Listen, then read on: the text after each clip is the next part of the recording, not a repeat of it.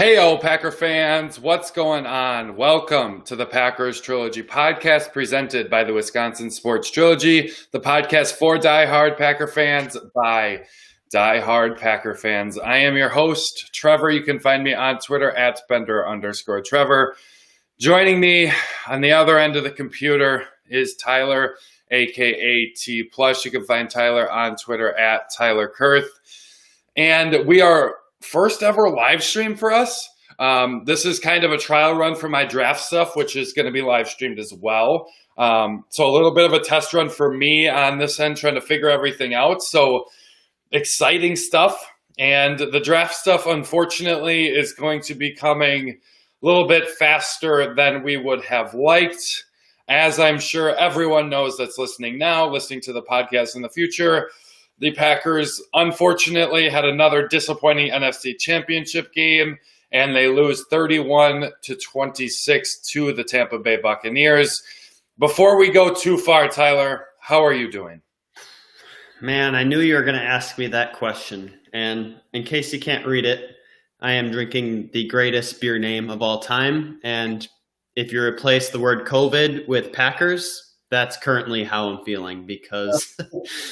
Man, just such a disappointing loss. To be the better team going in, have the better season, and to lose 31-26 is just absolutely devastating. It's not going to go down as like a heartbreaking loss, but like from a terms of you should have won this game, it just absolutely sucks.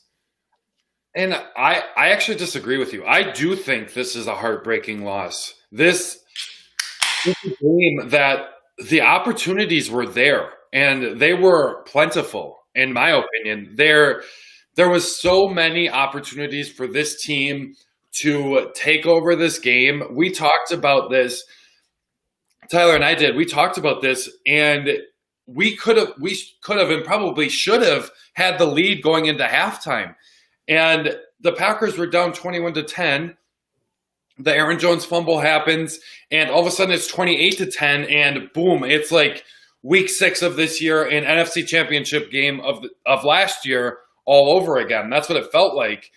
But that, the Packers make a little bit of a comeback, make it very interesting, and they had the chance to do it. And to me, it was still a heartbreaking loss. One thing I looked up this information, and it took me a while to find it. We are going to go all the way back to the last Packers Super Bowl victory, okay? So 2010 season, which was February 2011, right? And since that time, Tom Brady has thrown 3 or more interceptions 3 times. First time, week 3 against the Buffalo Bills in 2011. They lost that game. The Patriots lost that game. Next time he did it, through 3 this year against the Saints, they lost 38-3. He throws 3 in a championship game, and he fucking wins. What are we doing? That literally, it was what we were talking about. We win the turnover battle. We forced Tom Brady to be turnover Tom. We did it. He throws 3 fucking interceptions, and somehow this Packers team comes out losing. Like, that's what's so heartbreaking and frustrating to me, because we had every single opportunity, even if it didn't go right in the first half. Yeah, I agree, because like you just ended there, the first half, the defense was just atrocious. The way you end giving up that touchdown pass to Scotty Miller is inexcusable. Like, Kevin King, what the hell are you doing? And, you gave up big play after big play in that first half, which this Packers defense all year has played bend, don't break, which has gotten like the Fire Pettin crown out, all season long. And then all of a sudden that like freaking Chris Godwin third down catch I was like, how the hell did he catch that? Darnell Savage was in perfect position. Perfect. 3rd and 14, a fucking screenplay goes for a first down. And I'm like, the defense just fell apart in the first half. And then the second half comes along and, turnover Tom comes out. The defense is holding them. I mean, we gave up 10 points in the second half compared to 21 in the first. And they had a short field. Yeah. The first and the offense had every opportunity. It's just you put the blame on the offense of the second half. You put the blame on the defense in the first half, and in the end, you get a game where nobody was playing to their full potential, and it's super frustrating. And really, the thing with the defense in the first half, you would have been fine with 17 points. Like you wouldn't have loved it because we had a chance to. We were down 14-10, right?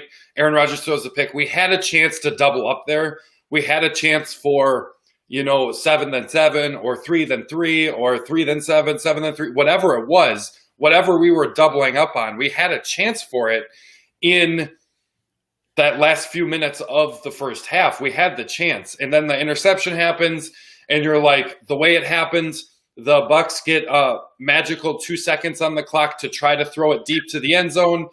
And then, okay, yes, Kevin King can't allow that to happen. 2, what the fuck kind of defensive call was that? Why are you not in cover 3 in quarters? Why are you in man-to-man in single high safety? That makes no sense. That makes absolutely no sense to anyone watching. I think I know football, but I am by no means a football expert, know how to call defenses, but that is ridiculous. That is not what you do in that situation. You call zone coverage and prevent them from throwing it outside the numbers. And, if they throw it outside the numbers, they get 5 yards. You didn't want that, but you deal with it. It's 3 points. Instead, it felt like the game flipped on that touchdown pass to Scotty Miller. There is no reason that should have happened. I am still really not sure how that defense gets called on that play. It was just a very surprising and frustrating thing. I want to jump to the end of the game, Tyler, because I think you and I agree on this, but there's been a lot of consternation that I've seen on Twitter and different things. People are very upset with the field goal in the fourth quarter. I understand it because 2 minutes left. Your defense, what was that? 4 drives before that. You want to know what they were? The most recent one, they gave up a field goal. Before that, interception, interception, interception. Your defense was playing phenomenal. And in the second half, they were playing great. Outside of, it was one play for 8 yards, and Adrian Amos needs to stop biting on play fakes because that's what it was. It happened a couple different times in this game where the defensive backs were biting on the play fake, and it was just an easy slip out to either Godwin or, in this situation, it was Cameron Brate. But outside of that touchdown drive was one play for 8 yards. So they were probably going to score anyways. You can't expect the defense to hold there. You get rid of that. In the second half, it's 14 yards, then an interception, 27 yards, then an interception, 8 yards, then an interception, 44 yards in a field goal. You are going to take that 100 times out of 100 against Tom Brady, and you just saw your defense do it. You trusted your defense. I understand the call. Tyler, what were your thoughts on that? No, I agree with the call too, because at that point, you're essentially banking on having 4 timeouts with the 2-minute warning. The Buccaneers haven't ran the ball well all game, minus the Leonard Fournette 20-yard touchdown run, which just absolutely sucked balls. But otherwise, they weren't running the ball very well or efficiently whatsoever. So, in a normal season, I'm probably like, I don't trust the Packers defense to stop them 3 times in a row. But in that instant, in that moment, I was like, yes, they can do that. Yep. And it worked out perfectly because we kicked the ball off and the idiot who was ever returning for the Buccaneers slides down before the 2-minute warning, which just saved us there. And then, of course, they get 8 or 9 yards on first down. We go off sides. And, of course, unfortunately, it didn't play out in our favor. But there's a lot of people who are saying LaFleur not kicking this field goal is going to determine his fate and it's going to be his legacy going forward. And I'm like, No, like it was the right call. We didn't move the ball on 3 straight tries in the end zone. Didn't gain a single yard. You really think on 4th down we were going to get a touchdown and the 2-point conversion? I don't think so. I'd rather kick the field goal like we did, have our defense give us a shot, and then you score a touchdown and the game's over. Like I agree with LaFleur. It would have worked out perfectly, but unfortunately, it just did not. In hindsight, it's always 2020 on this. And you and I both in the moment thought, yeah, you kick the field goal. And we both said kick it through the end zone on the next kickoff, because don't give them a chance to get to the 2-minute warning, because that fourth timeout helps you in the long run. Because if you get a 3-and-out right away, that gives you a timeout on offense, and probably minute 40-ish, minute 50-ish, somewhere in that time frame. That's a lot of time for Aaron Rodgers all he has to do is get it in the end zone. Granted, they didn't do a great job of it before that, but you mentioned the couldn't move the ball once they got in the red zone, and it happened one other time. Mm-hmm. And this is a big moment in this game, and I wanted to touch on this as kind of an overall aspect of this, both for this podcast and this video. I wanted to touch on this the big time players not making the big time plays. And in this first one that we're talking about, it was very similar situation. Packers get 1st and goal on the 6 in the first half. This was when the game is 14-7. Green Bay is losing. They get the ball in the red zone. I believe this is right after now that they show the Green Bay Packers have had the best touchdown percentage in the red zone since 2000. Of course, they show that right when that happened. But 1st and goal at the 6, incomplete pass to Davante Adams, which was behind him, but I felt like it was where it needed to be. Davante has to catch that, and Davante catches that 100 times out of 100, and the 101st time was that moment right there, unfortunately. And then next play, Levante David does a good job of knocking the ball down, going to Davante Adams on that one as well. I don't think he gets in the end zone there, but if David doesn't bat that down, I do think the Packers end up not kicking the field goal in that situation, because Davante probably gets to the 2 or 3 yard line, and I feel like Matt LaFleur feels a little bit more comfortable on 4th and goal from the 2 or 3 rather than the 6. And then the 3rd and goal, and I told you this, Tyler, I initially was like, Davante, you have to know where you are on the field. Mm-hmm. Rewatching that a couple times, just the way he came down, I don't know, even if he knew where he was, I'm not sure he would have gotten 2 feet down. Maybe he could have, but that seemed like a tough one. But he has to catch it on 1st down, because he catches it there on 1st down.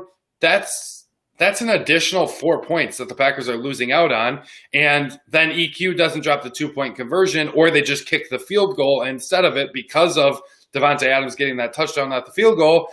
It's 31-31, and they're in overtime then, because they didn't have to go for 2. So Mason Crosby nails the extra point, and it's literally 31-31.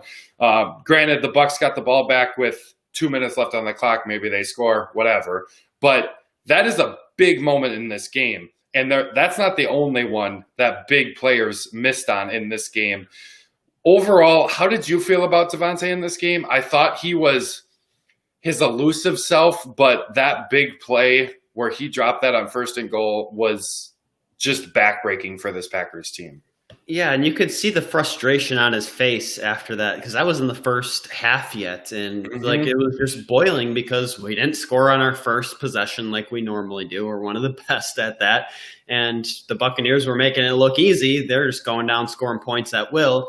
So I think he was frustrated, but when you look at his final stat line, like 9 catches, 67 yards, a touchdown, I mean, that's kind of similar to what he did last week. Didn't he have like 9 catches, 66 yards or something last week? So correct. Something similar to that. Like, I mean, that's how teams are just going to play in the playoffs. They're going to limit the big plays against your number 1 receivers. And, you know, unfortunately for Adams, while like the big plays he missed out on weren't like big gainers, they were touchdowns that he missed out on in this game.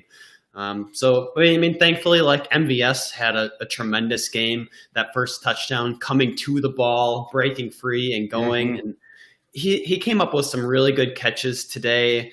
Alan Lazard, he had a good game, I thought. And there's so much talk about like the holding penalties, what wasn't called, what should have been called in this game, but I can't count on like how many times he got turned around by defenders in this game. It's just unreal how the refs did not throw a holding penalty on the Buccaneers secondary in this game. I find that completely outlandish. And they were letting him play. So if you're going to let him play, which, yes, that was holding on that final play. It was pretty clearly holding. I understand that. But they hadn't called it all game. That's what pisses me off, is the interception that Aaron Rodgers had.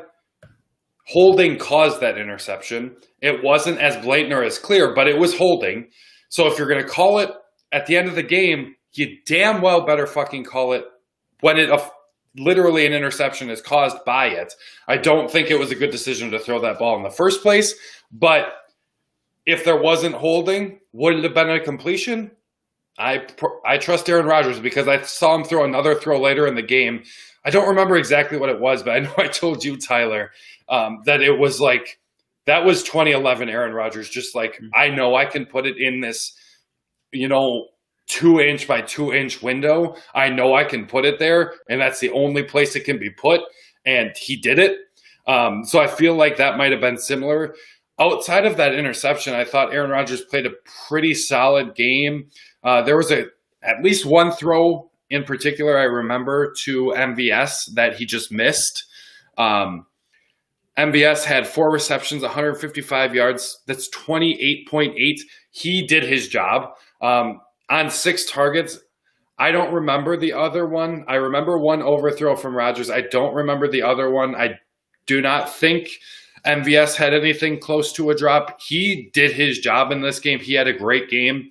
One thing I want to bring up, 3 carries, 17 yards, 5.7 yards a carry. Why did A.J. Dillon only get 3 touches in this game? He had 1 in the passing game as well for 13.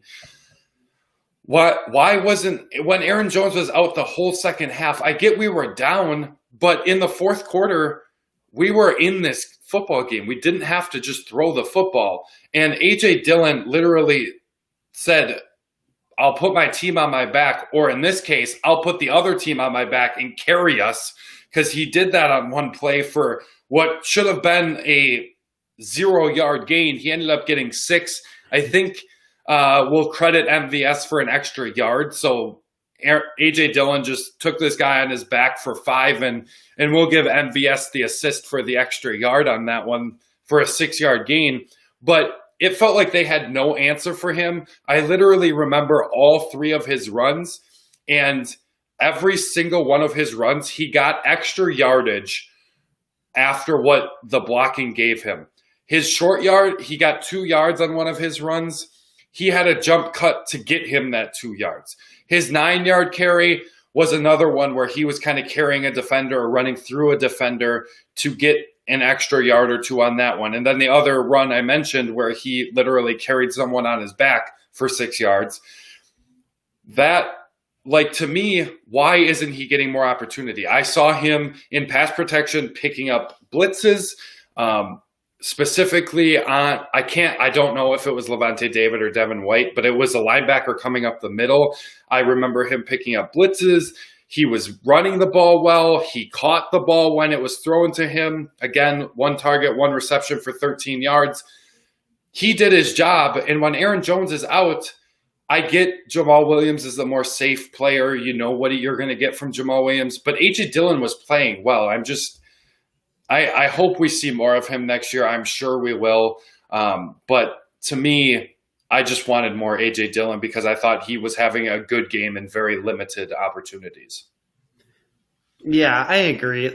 Just from like a running standpoint, it was a very strange game because we just elected to lose our identity in running the ball. Granted, like you said, we were down early a lot, 18 at one point I think was the margin, but we had 2 possessions where the Packers had a chance to go down the field and take the lead. And granted, they were not in the greatest starting field position to begin with.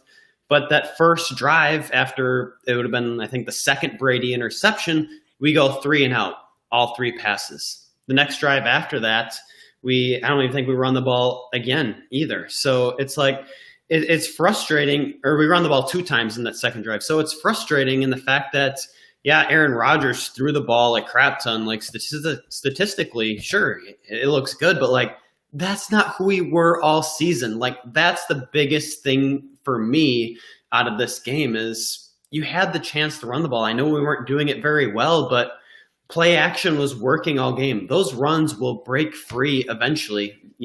Maybe not with Aaron Jones out, who knows? But like you said, A.J. Dillon was running the ball. Give someone a chance, because when you just spread it out 5 wide, that's like vintage Mike McCarthy, and it just doesn't work, and it didn't work today either. Yeah, I 100% agree with you. It's crazy because you talked about the 2 3 and outs, and at that point in the game, it wasn't like it was at the beginning of the second half when it was 28-10. At that time, when they went 3 and out on back-to-back possessions, after 3 interceptions from Tom Brady, it's 28-23. It's a close game. Like, you take one of those possessions to the end zone, this game's completely different. Mm-hmm. And it probably, honestly, if they take it to the end zone, I would not be surprised if this game ended like 31-35 instead. But to me, it's so frustrating. And I know we've probably said that word like 100 times already, but it really is just extremely frustrating because A.J. Dillon, Jamal Williams, I know Aaron Jones is that home run hitter, but you just need to be yourself. You're down 5 points. It's not the end of the world. And really, you're down 5 points, and there's plenty of time on the clock left. And that's what's even more frustrating, I feel like, because when Tampa Bay gets the field goal, there's still just under 5 minutes left when it went up 31-23. So there's still plenty of time when you end up punting on those 2 possessions, and to get 6 plays after 2 straight interceptions, which was really the second and third straight interception from Tom Brady, you get 2 drives after those 2 interceptions and you get a total of -5 yards. What is happening? And I know we've seen this from this Packers offense. I know we have seen these little spurts where they don't figure it out, but in this moment, how does that happen? I do want to mention Aaron Jones. What happened? I know he got hurt on like early in that second, or late in the first, or early in the second. I can't even remember anymore. But I know he got hurt, and I'm not talking about like in the second half why we didn't see him. What was up with the fumbles? Like, this was another one. I talked about Devontae earlier being one of the big guys that didn't produce in big moments. Aaron Jones, 6 carries for 27 yards, 4.5 yards a carry. I'm not going to complain too much about that. That's relatively decent, but didn't do anything in the passing game. 4 receptions for 7 yards, and one of those was for 5 yards. So a lot of negative plays in the passing game, which was frustrating. I think a lot of that was early, but frustrating in the passing game. And then the fumble happens. Yes, he was hurt on the play, but he also fumbled earlier in the game. We got lucky that Tunyon was there. If he didn't chop block Jamel Dean on that play and was still just trying to block him normally, they probably picked that up and return it for 6. So the fact that Tunyon did that type of block and he wasn't blocking anymore, he saw the ball and was able to jump on it. But 2 fumbles in the NFC Championship game, there's a lot of one plays that you can talk about that have a big impact on this whole NFC Championship game. But that one play literally spoon-fed the Buccaneers offense 7 points, because that was that one play, 7 yards or 8 yards, touchdown. It's too easy. You give them an 8-yard field, of course they're going to score a touchdown. You can't expect your defense to stop them. And newsflash, they don't have that. And they have to walk down the field. The way the defense was playing in the second half, maybe they don't walk down the field. And now they don't score those 7 points. Packers win. Like, Devontae Adams not catching that touchdown, and then Aaron Jones fumbling. Those are two big moments from big-time players that absolutely cannot happen. Most certainly. Unfortunately, like, an overshadowing storyline to this game is going to be the unknowns with free agents. Aaron Jones goes out injured, has probably his worst game all season, the 2 fumbles, like you mentioned. Kevin King, just absolutely dreadful in this game. And I really don't like the fact that Shannon Sullivan stayed in the game the entire time. He was getting picked on time and time after time in the first quarter especially. And this is a competition-based organization. That's the culture LaFleur wants to set. And where was Tramon Williams? On the sidelines. He played 0 snaps today. I made sure I verified that before I'm telling you. 0 snaps. Like, what was the point of bringing him in? It doesn't make any sense. So I know LaFleur isn't in charge of the defensive personnel, but Mike Pettin, jump on board with competition, bro, because there was plenty of reason to pull Shannon Sullivan. Heck, maybe even Kevin King. Maybe not Kevin King. Shannon Sullivan for sure in this game. Like, put Tramon out there, man. Come on. Yeah, I was very confused by that, and I'm glad you have looked that up, Tyler, because I didn't see him on the field, but I wasn't 100% sure that was that he didn't actually get on the field for a snap that I missed. But yeah, I don't get it. I am not sure what happened, why you signed him. Was he not up to speed? I have a hard time believing that. It's Tramon Williams. I have a really, really hard time believing that. I'm not sure why, but I guess it happens. It shouldn't, especially in this situation. It definitely shouldn't. I don't even know what to say. I am very frustrated. Well, I want to ask you a question, and this is going to be a hard question, Tyler, because it's this game. I do not think you can blame the defense on. Like, you can't blame it on the defense. I think the offense lost this game for what we mentioned. 3 interceptions by the defense. Tom Brady, since the Packers won the Super Bowl, the last time they won it, for Super Bowl 45, 2010 season, Tom Brady has thrown 3+ interceptions 3 times. This is the only game that he has won that he's thrown 3+ interceptions. That's on the offense. The defense did their job. The second half was absolutely phenomenal without the basically defensive score from the Buccaneers. And I'm just going to chalk that up to the Packers offense giving them a pick 6 or a fumble 6, because that's essentially what it was. The Packers gave up 3 points in the second half. The Packers defense gave up 3 points. They were incredible. The Kevin King thing, one on the Mike Evans touchdown, the first touchdown of the game, he has to just run, like turn around and run and go tackle Mike Evans, because the timing probably would have been about perfect to just go hit him, run and hit him, or take 2 more steps, turn around and then jump. Like, I don't know why you're jumping when the ball's at the 5-yard line. That part of it, definitely on Kevin King. But I want to ask you this question because it's been a theme throughout the entirety of the 2019-2020 offseason. It's been an entire theme throughout the 2020 season. Where are you on #FirePettin? Well, last year was different because we relied on our defense to win us more games, essentially. Granted, the run defense was never good. And, of course, naturally, in last year's NFC Championship game, it got exposed terribly. I get that. Yeah. This year, our offense was phenomenal, and the defense was giving up a lot of garbage time touchdowns, especially early on in the year. They weren't forcing as many turnovers, and they weren't playing good situationally. But kind of the second half of the season, that all started to flip. We started getting more pressure, started getting more turnovers, and we held teams to fewer points, which is obviously really good. But I think Matt LaFleur has made it very clear in his press conferences that him and Mike Penn are not on the same page. They do not play the same. They do not want to play the same style of football to what's going to make them successful. So while I'm still on the edge. I'm going to call it like 60%. I'd like to fire Mike Penn, 40 retain him.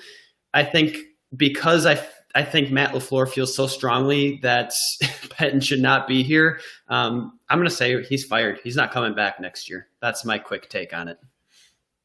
I will say I do not think this NFC Championship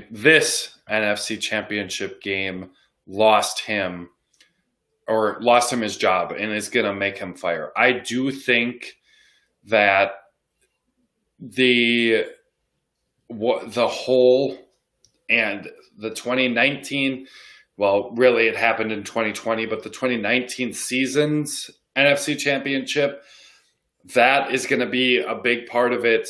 I think early on, he really struggled in 2020. And yes, I think he did get Darnell Savage in the right spots and allowed him to succeed late in this season. I think the same can be said about Adrian Amos. There are some things that he did well. I just don't want this to be he had a good end of this season and even into the postseason, including this game. I think the defense, there's two plays that revolve around Kevin King. I'm a little bullish on Kevin King. I like what he does. No number two corner is great. And Kevin King for a number two corner is relatively good. But there's two Kevin King plays on this defense that really decrease this game because that's 14 points. If he, on the Mike Evans play, if he just turns around, takes 2 steps, then jumps, that's an incompletion, not saying that they wouldn't score a touchdown. And then which this is on Mike Pettin, the single high coverage man-to-man, what? Do cover 3, do quarters, zone coverage there. Like, that's the time to go into prevent defense. Like, I know you don't want to give up the easy 10-yard out and make the field goal even easier, but you can't give up the 50-yard touchdown. It's just, I think Kevin King is partially to blame, but it's so hard for me because I just said this Packers defense didn't lose them the game, but I think the whole that Mike Pettin has put together has not been quite good enough. And there's a lot of talent on this team. We have a number 1 corner and probably the best corner in the league in Jair Alexander. We have a top 3 interior defensive lineman in Kenny Clark. We have a top 10 edge rusher in Zadarius Smith. Rashawn Gary, I think by the end of next year, Rashawn Gary might be better than Zadarius Smith. That's how good he has been playing as of late. And I don't think that is just a freaky, like, last 3 game type of thing. I think that is Rashawn Gary, just like he's started, here, and it's going on an exponential curve, and we're getting towards the straight up and down part of that exponential curve. I think he's going to be really good. There's a lot of talent on this defense for Mike Pettin, and it was there all year. It wasn't like magically someone got insanely better. This talent has been there all year, and in my eyes, it wasn't good enough. I just don't want another, he coached well enough the last 6 games of the season.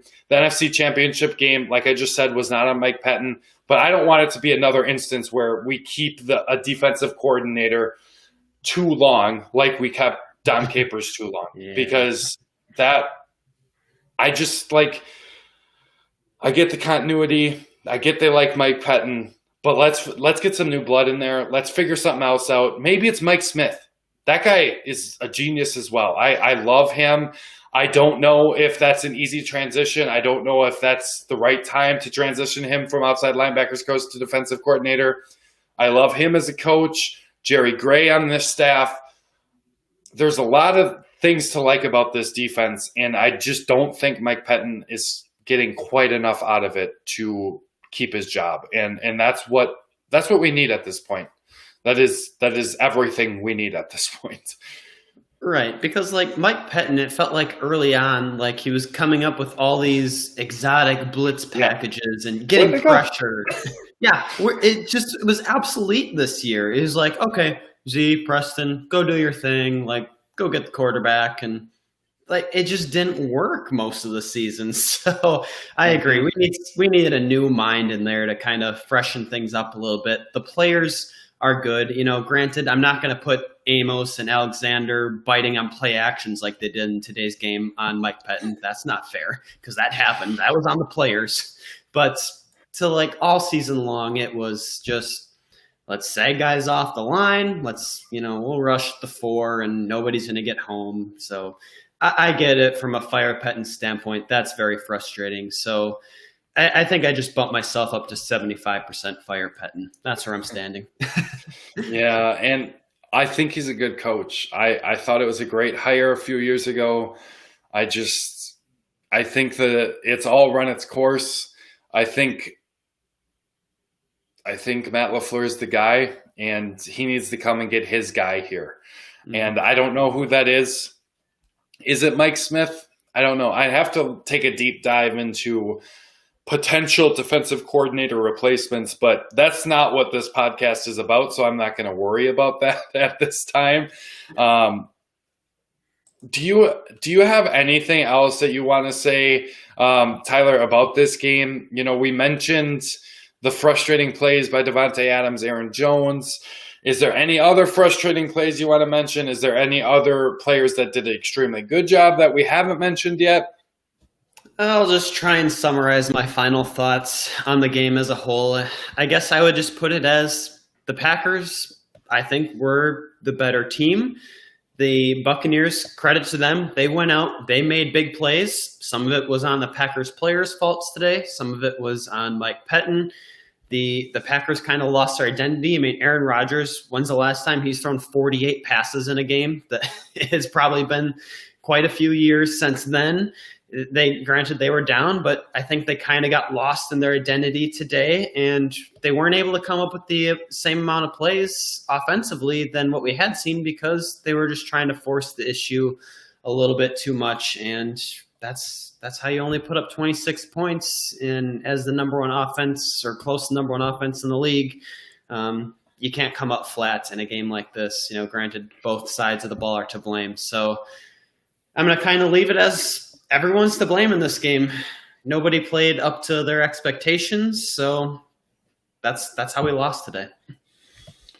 I think I agree with you outside of two players. There's two players that played. There's one that played like at the level that I anticipate, and that's Jair Alexander, because he was incredible, and that's what I expect is great play. He does get the 2 interceptions on this game, which finally he deserves some actual like stats to back him up because he's been incredible. I'm glad he was able to get those. He was great today. Just like anytime outside of the interceptions, anytime that they threw to him, it was like Jair was blanketing the guy, and then we got that like cocky Jair Alexander stare down after he's like, nope, you're not completing a pass on me. And I love that. The other guy that I mentioned, there was 2 guys that I wanted to single out. Jair played at the level I expect, and maybe with 2 interceptions, I should say above, but that is what I expect from Jair Alexander. What we got against the Tampa Bay Buccaneers, that is what I expect game in and game out. The guy that I thought played above expectations, MVS. He was legit a good to great threat in this game. and probably I'm leaning towards great. The touchdown Tyler mentioned earlier, going to the ball, not letting the ball come to him, going to the ball to make the play. And that allowed it to be a touchdown, because if he lets that ball come to him, that is a broken up pass. You say, not really MVS's fault, but it would have been, because he didn't break to the ball, go get the ball. This time he does. He breaks to it. He gets that 50-yard touchdown. He played really well. He hung on to the football. I know there was times when, he was coming across the middle of the field, caught the ball, and was getting mugged by 3 or 4 guys. And I'm just like, just hang on to the football. Just hang on to the football. I had memories of that Colts game. And he did. He had a really good game. He played above my expectation. But unfortunately, there wasn't enough of playing above my expectation. It was, like I've said 1,000 times on this podcast, it was a frustrating game. It truly was. I am very upset. I thought the Packers could win this game. I thought it was going to be close. I thought it was going to be a nail-biter, but I thought the better team would prevail. I still don't believe that the Buccaneers are a better team than us, even though they have beat us twice. We just unfortunately didn't get a third time like the Buccaneers got on the Saints. You can't say just because they beat us twice that they're the better team, because I do not think that's true. I do think the Packers were the best team in the NFC. I think they were the best team in the NFL, which makes this all the more frustrating. I would have been a lot happier had they made it to the Super Bowl and lost to a Bills or a Chiefs team, because those are 2 good football teams, and anything can happen in the Super Bowl. Anything can happen in the NFC Championship game as well, but it just felt like this team needed to get to the Super Bowl, and they couldn't do it, and they were the best team, and it's really, really disappointing that the best team couldn't get out of their own conference and make it to the Super Bowl.